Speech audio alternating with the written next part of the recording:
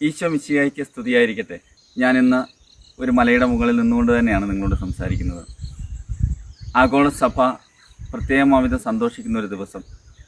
Leo 14 മാർപ്പാപ്പയെ നമുക്ക് ലഭിച്ചതിൻ്റെ സന്തോഷം ആഗോള കത്തോലിക്ക സഭ പങ്കുവയ്ക്കുന്നു. ഒപ്പം തന്നെ ഭാരതത്തിന് അത്ര സന്തോഷകരമല്ലാത്തൊരു ദിവസമാണ്.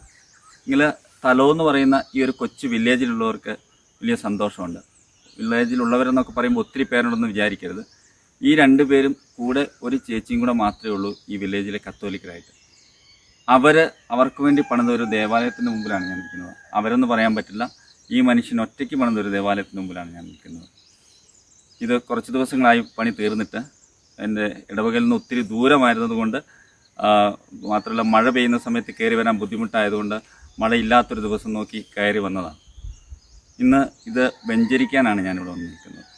നമ്മൾ ആഗോള സഭയെക്കുറിച്ചൊക്കെ ധ്യാനിക്കുമ്പോഴും ഈ ഒരു മനുഷ്യൻ്റെ ഒരു പ്രയത്നമാണ് എനിക്ക് ഇന്ന് നിങ്ങളുടെ മുമ്പിൽ പങ്കുവയ്ക്കാനുള്ളത്.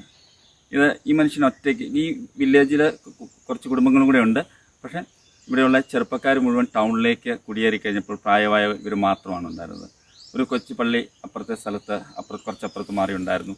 അപ്പോൾ അത് മോശമായി, അതുകൊണ്ട് അത് മാറ്റാമെന്ന് പറഞ്ഞ് ഇദ്ദേഹം തന്നെ പണിത് കഴിഞ്ഞിട്ട് എന്നെ വിളിച്ചതാണ്.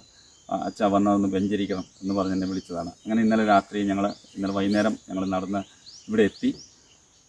ഈ ഒരു വ്യക്തി എന്ന് പറഞ്ഞാൽ ഈശോയ്ക്ക് വേണ്ടിയുള്ളൊരു വലിയൊരു ദാഹം ഈ മനുഷ്യൻ്റെ മനസ്സിൽ എപ്പോഴും ഉണ്ട്. അപ്പോൾ അതുകൊണ്ട് തന്നെയാണ് അദ്ദേഹം തന്നെ ഇന്നലെ വൈകിട്ട് വന്നു കഴിഞ്ഞപ്പോൾ എന്നോട് പറഞ്ഞു, അച്ഛൻ ഞാൻ തന്നെയാണ് അതിൻ്റെ അകത്ത് ഇച്ചിരി സിമെൻറ്റൊക്കെ തറയൊക്കെ ഞാൻ ഇച്ചിരി സിമെൻറ്റൊക്കെ ഇട്ടിട്ടുണ്ട്. അപ്പം ആ രീതിയിൽ ഞാനത് ഇത്രയൊക്കെ ഉണ്ടാക്കി വെക്കാൻ എന്നെക്കൊണ്ട് പറ്റിയെന്ന് പറഞ്ഞു. തീർച്ചയായിട്ടും ദൈവത്തെ അന്വേഷിക്കുന്നവരുടെ എണ്ണം കുറയുന്നില്ല.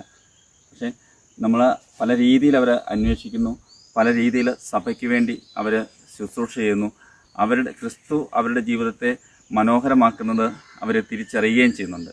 അതുകൊണ്ട് തന്നെ നമ്മുടെയൊക്കെ ജീവിതവും സാഹചര്യങ്ങളും ഒക്കെ എത്ര മനോഹരമായിട്ടാണ് ദൈവം ക്രമീകരിച്ചിരിക്കുന്നത് എന്ന് ചിന്തിക്കുവാനായിട്ട് ഈ ഒരു നിമിഷങ്ങളിൽ നമുക്ക് ഓരോരുത്തർക്കും സാധിക്കട്ടെ എന്ന് ഞാൻ ആശംസിക്കുകയാണ്.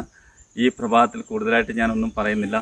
നമ്മുടെ ജീവിതത്തെ ഒരിക്കൽ കൂടി ക്രിസ്തുവിൻ്റെ കരങ്ങളിൽ നിന്ന് നന്ദിയോടെ സ്വീകരിക്കുവാനും അവന് അതിൻ്റെ പേരിൽ നന്ദി പറയുവാനും നമുക്ക് ഓരോരുത്തർക്കും സാധിക്കട്ടെ എന്ന് മാത്രം ആശംസിച്ചുകൊണ്ട് നല്ലൊരു ദിവസം നിങ്ങൾക്ക് ഏവർക്കും നേരുന്നു.